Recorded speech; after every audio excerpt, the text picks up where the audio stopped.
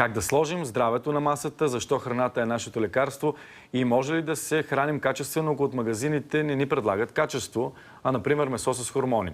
Съвети за всичко това, а и за тези, които са решили да постят, професор Христо Мермерски е мой гост. Добро утро. Много антиоксиданти казвате, че има в доматите, обаче това сега домат ли е зимата? Ами, вижте, ние бехме на първо място в Европа преди 25 години по износа домати и най-вкусните домати беха нашите, защото тогава се ръководеха не от това да бъдат твърди. Ето, фърни го това нещо да ми кажеш, това не прилича ли на такава топка за тенис? Да. Ако го разрежем... Григор може да играе сега с нея. Така че сега, ако говорим, понеже ставаше въпрос за постенето, много малко българи знаят, че това е продукт. Ще го покажете ли? Боб. Боб. Той Боб има три много важни неща. Първо, той ни осигурява белтъчни 30% него и второ, мазнини 10% са растителни. Второто нещо, което той съдържа много целулоза, която буквално измита от храносмилателната система. Така че по-добре Боб, отколкото домат към този момент. Точно така. Не. Да, горе-долу така.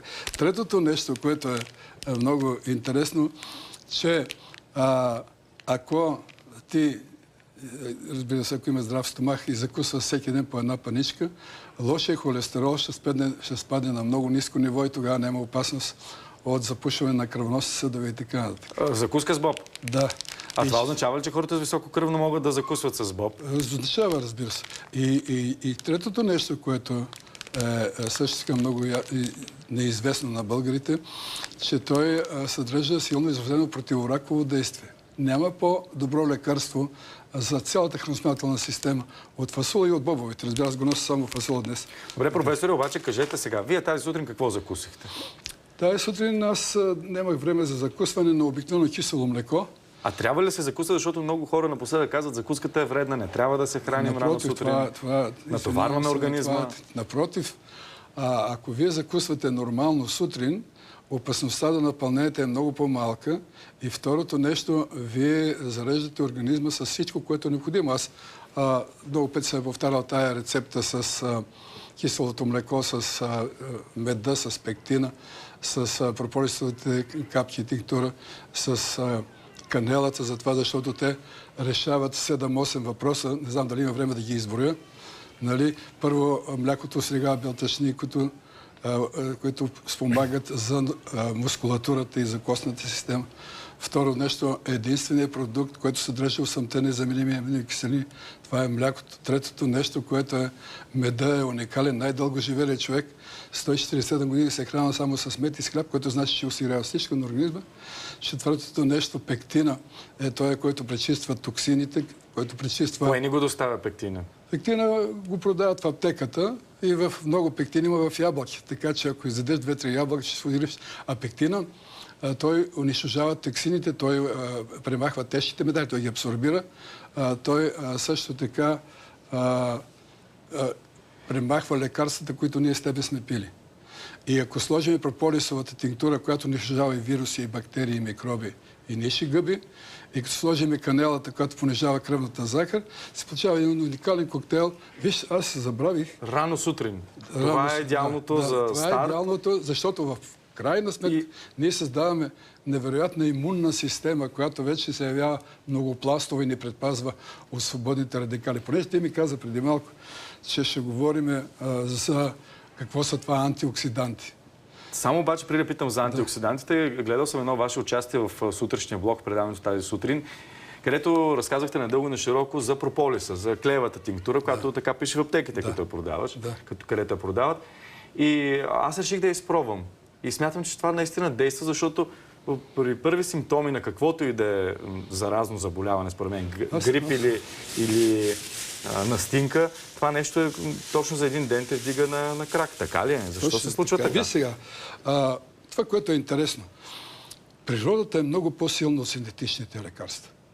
Когато не е създала природата, тя се е погрежила за нас, да имаме всичко, стига да знаем откъде да го вземем, как да го приготвим и как да го приложим.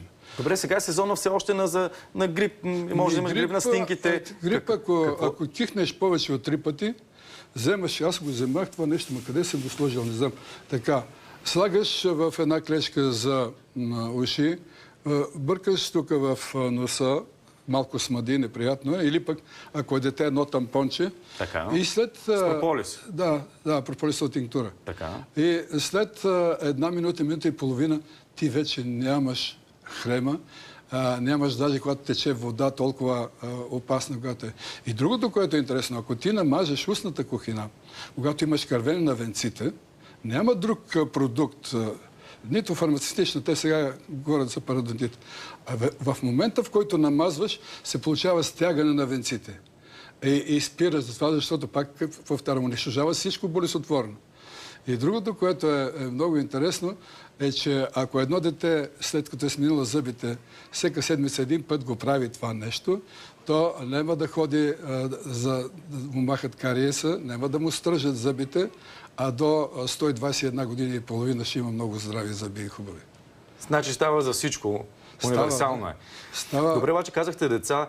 Притеснително миналата седмица излязоха данни, че в пилешкото месо отново информацията, че има хормони, че са наблъскано не само пилешкото, а всички меса с хормони, че това по някакъв начин променя и нас като организми. Децата съзряват по-рано, така ли е?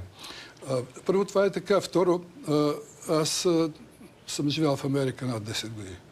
Тогава искаха да внесат в България един препарат Ралгро, което намалява тлъстените, увеличава мускулите. Но по-късно се оказва, че това нещо има канцерогенен характер. Въпросът с хормоните... Тук има два въпроса, които са много... Ама ядем ли наистина месо с хормони сега или не? Защото от агенцията каза, че не са открити такива меса. Казаха, че няма, обаче факта, че това дете, което на 6 годишна възраст вече влиза в менструален период, това е ужасно. Още повече става въпрос за 6 годишно дете. Въпросът може ли да става въпрос за частен случай или наистина е провокирано това от храната, с която консумира? Сега, тук има една борба на противоречия. Те, които искат да печелят повече, както е случая с този домат, който ти показах, които искат да печелят повече, се стремат на повече продукция, без да се интересуват от това какво става с хората. От друга страна стоят хората, които се интересуват какво ядат. При това положение вече би следвало да имаме много силна агенция по храните.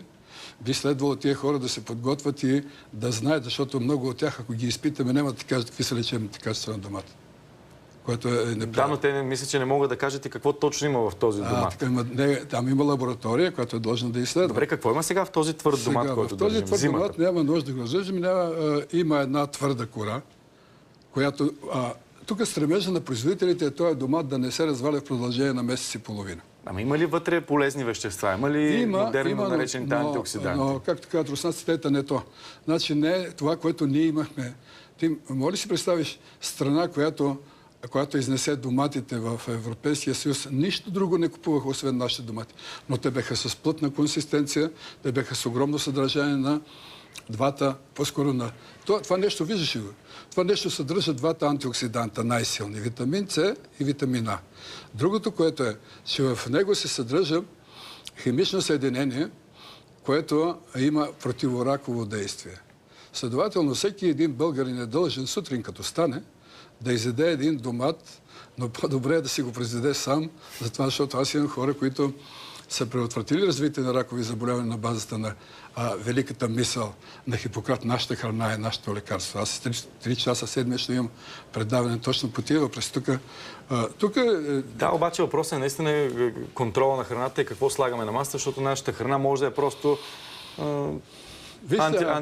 антибиотици през пилешкото. Вярно е, че в чушките има много повече витамин С, отколкото в лимоните, макар че виждам, че има и лимон в турбичката, която сте донесли. Виж сега, това нещо е от типа на нашата стара куртовска капия. В него има и витамин А, и витамин С, толкова колкото е лимона, при съотношение в килограмите. Но когато тая чушка я сложим с тебе на великото българско творение чушкопек, от нея нищо не остава. И затова, когато говорим, защото всички вестници, всички изписания и вашите телевизии и другите, има предаване за готварство. Но преди да се отиде на готварството, трябва да се прецени кои храни в какво състояние трябва да се консумират. По-добре сурово, така ли казвате? Някой от тях. В случая, ето, вземи го това нещо. Това нещо ти осигурява на теб витамин С за един ден. Аз извинявам, ще ти говоря на ти. Няма проблем. Значи за един ден осигурява витамин С, за 4 дни витамин А. Какво е интересното при тези витамини? Защо казваме, че са антиоксиданти? В човешкия организъм, когато ядеме тия храни, които ти каза преди малко, те отделят много свободни радикали.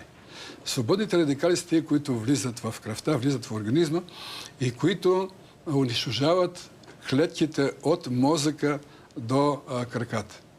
Ние бихме могли да предотвратим това нещо, когато консумираме големи количества тия антиоксиданти. Защото ето го, това е морков.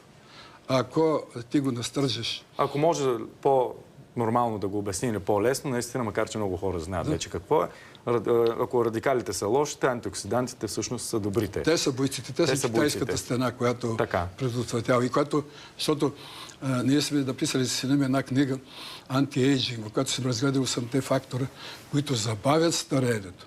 И ако тия хора знаят тия 8 фактора, те няма да имат проблеми с редица заболявания. Как да се прочистим сега преди идването на пролетта и всъщност постите, прочистване на организма ли са? Нещо полезно ли са? Ето го едното прочистване. Настръгвач, той е морков, с рендето. Второ, слагаш в него една лъжица зехтин. Зехтин е уникален, защото той ни осигурява двете аминокиселини, двете киселини, които ние не можем да произведем. Това са омега-3, омега-6, без които организма не може. Другото нещо, ако изтискаш един лимон, нали, и като си закуси с него, ти не само прочистваш организма, ти го зареждаш с всичко, което му е необходимо. Така че освен това, има един факт, който е нашия там диетолози казва, яще плодове и зеленчуци. Ако тая салата я дадеш на един човек, който има гастрит, който има язва, който има ентероколит, който има колит, който има дисбактериоза, и ти ще го ликвидираш. Затова аз много пъти съм се карал и съм се сърдал. Не може да се говори яще плодове и зеленчуци. За всеко заболяване има точно определени неща, които трябва да се консумират. И освен това, обединението, аз съм ти донесъл нещо много интересно, само че не го виждам къде е. Кое е? Някои от тези семената ли, които са? Не семена. Това беше такова... Кажете какво става. Един еликсир. Значи, аз ти го донесах за това, защото ти през живота си не си консумирал нещо по-вкусно или ако боговете на Олимп са консумирали... Какъв е този еликсир? Ние с тебе като богове на Витоша. Той е комбинация между червено, обаче хубаво вино, в което го вариш около 10 минути, слагаш 2 лъжици ябълков оцет и след това сложиш 300 грама мед.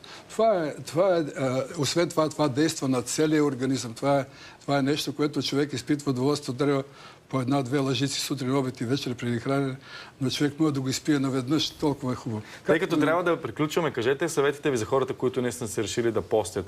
Било то през целия пост или само няколко дни от него. Сега, тук трябва да разделим на няколко неща. Първо, има хора, които са болни, които са прекарали тежки операции, които са прекарали заболявания, които са се изтощили. Тогава тия хора трябва да не консумират храни, които отнемат много енергия от организма. Те трябва тогава да пият сокове. Сока се усвоява само за 15 минути, без да се изразходва някаква енергия. Второто нещо, ето го фасула, зелето. Китайците смятат, че няма по-противораково лекарство от зелите. Човек трябва да изяжда всеки ден по 2-3 лъжици зеле, ако иска да се чувства здрав. То няма продукт в природата. Ние не се докоснахме до меда. Освен другия път за меда да си говорим, можем да отделим много повече време. Виж, аз ти го донесах този мед, затова, защото всека сутрин, ако ти изядеш по 1-2 лъжички, организмът ти се чувства, той се зареди всичко, което му е необходимо. Второто нещо, ако ти си стоплиш водичка, една чаша и в нея сложиш една лъжица мед и сложиш една лъжица ябълков оцет, ти също нищо по-хубаво сутрин не си пил от него. Така че аз имам 3 часа седмично нощ по тия въпроси предаване в СКАТ. Знаем това, но другия път ще ни разкажете повече и за меда. Много ви благодаря за участието. То не е само меда, то е... Всички храни, въпросът е как ги използваме наистина. Производните на меда, ти ако вземеш пчелния прашец, със също за болен човек, ти ако вземеш пчелното млечце. Ако вземеш пчелната отрова, ако те ожила 5-6 пъти, знаеш какво момче ще станеш? А сега не съм ли добре? И сега си добре, но още по-добре. Добре, благодаря. Но съвета ви е сутрин мед, ябълка и ако може прополис, нали така? Да. Добре. Професор Мермерски със своите съвети. Лука и Ние чесън продължаваме високо само след малко.